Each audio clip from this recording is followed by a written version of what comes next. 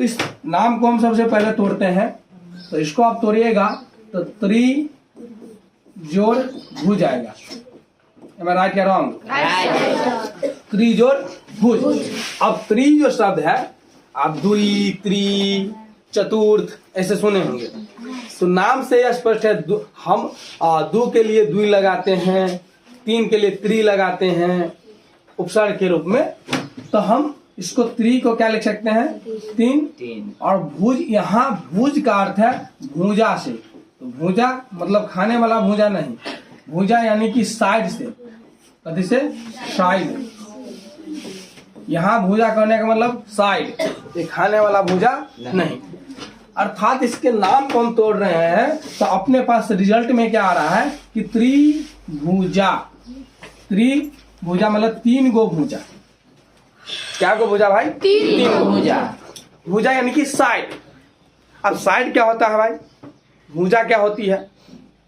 तीन तो हम समझ रहे हैं कि भाई तीन नंबर है, एक गो, दो गो, तीन गो।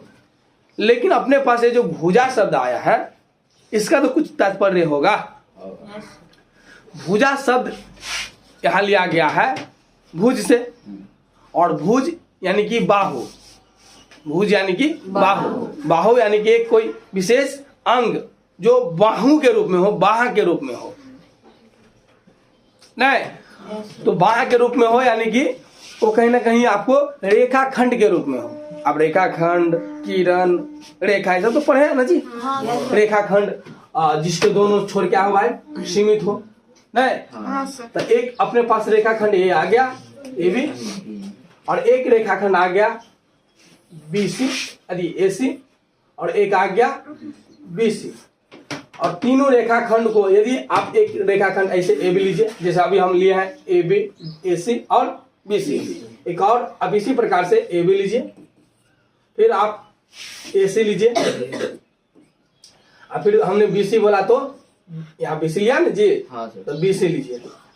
अब हम कहेंगे बुआ जी एक रेखा हमने ए बी लिया, ए सी लिया और बी सी लिया, और बताइए कौन सा आकृति बन रहा है? तो ये आप एक बात बताइए, ऐसा कोई आकृति अभी तक आप देखें ठोस आकृति है ये? नहीं सर। क्यों नहीं ठोस है?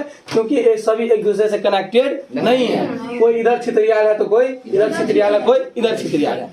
यानी कि इस तीन गो भुजा तो है, इसमें तीन गो भुजा तो है, एक गो भुजा, दो गो भुजा और तीन गो भुजा।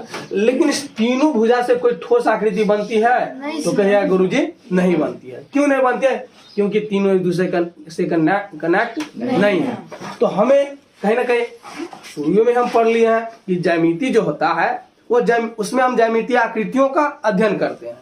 तो ये तो कोई ठोस आकृति बनिए नहीं रहा है, यानी कि ज्यामितीय आकृति बनिए नहीं रहा है, तो इसका हम कोई नाम देंगे नहीं। यानी कि तीन गो भुजा रहेगा, लेकिन तीनों भुजा कहीं कहीं नहीं रहेगा छितर बितर।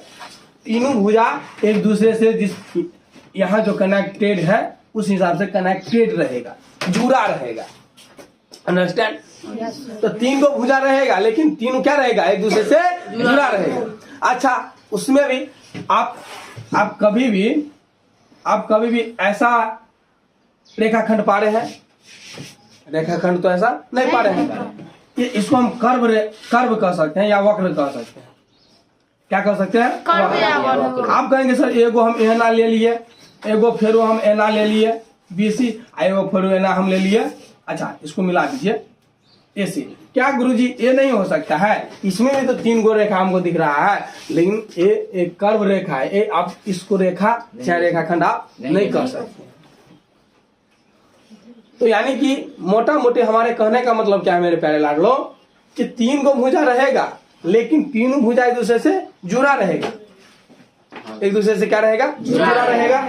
और वो तीनों भुजा कहीं ना कहीं वक्र नहीं होगा, वक्र नहीं होगा। जैसे कि यहाँ वक्र है ना, अब यहाँ वक्र है तो इसकी कोई निश्चित आकृति लग रहा है, एगो एनी धंसल, एगो एनी उठल, एगो एनी धंसल, मतलब कोई सुटेबल आकृति हमें बन रहा नहीं है।